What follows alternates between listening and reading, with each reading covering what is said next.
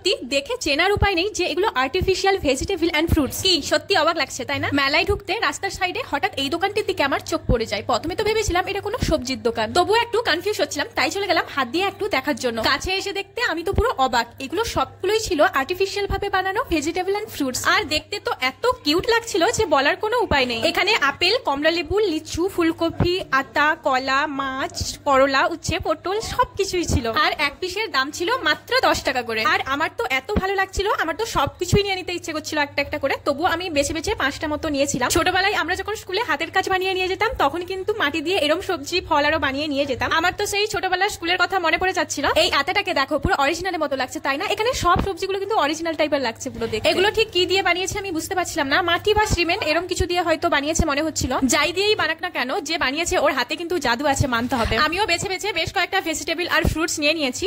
এই যে এখন আমি বাড়িতে চলে এসেছি। তোমাদের কেমন লাগলো এটা কমেন্টে অবশ্যই জানিও। আর তোমরা যদি আগে দেখে থাকো কোথায় দেখেছো এটাও জানিও।